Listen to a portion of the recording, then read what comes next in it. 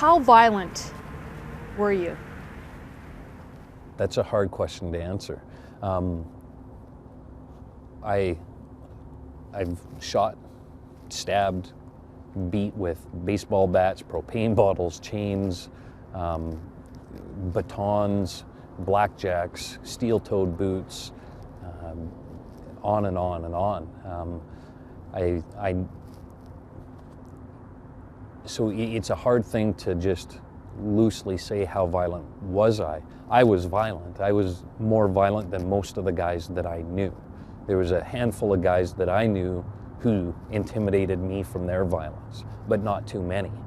And usually that had to do with physical strength because I'm a smaller guy. But I would go off all the time. I would be walking down the road, I'd be sitting on a bus, no matter where I was, there was a potential for me to blow up and hurt people.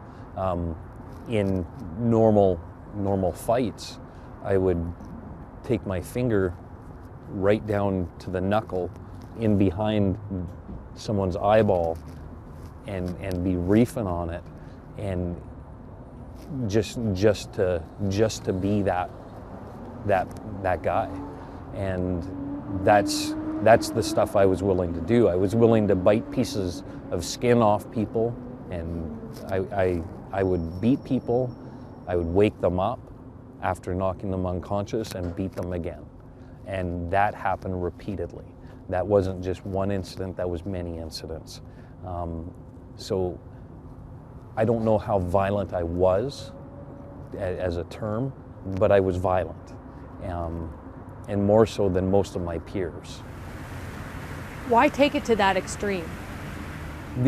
Going to that extreme served a couple different purposes. It would solidify and fortify what I was doing and my dedication to the movement. Once I had that direction of hate and what I was trying to prove, that I wanted to change this society, someone could look at me sideways and I would go off in extreme violence. And doing that in front of other people built my reputation to show how good I was for the movement and how good I was at what I was doing. And that really gave me a meaning and a purpose. And I think that's the key component with all the movement stuff, is that it gives meaning and purpose just in a backwards sort of way. I guess playing the devil's advocate, I guess someone would hear that and say, how does that legitimize your cause? Like, it seems like kind of I don't even know how to describe what kind of logic that would be. Like, do you know what I mean? Like, how does it legitimize what you're trying to accomplish? So once you have a small network of guys put together, predominantly guys, who are all on the same page and who want to do something for the movement and be violent on the street, and it turns into something else at that point. What it turns into is a mob mentality of egos, and who can out-ego the next guy.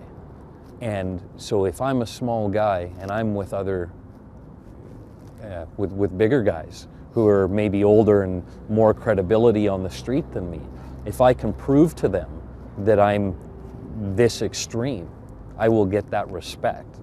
And not only that, the other guys in the group will recognize that and not mess with me or not push me, and will follow me, because now I'm taking that forefront role of violence.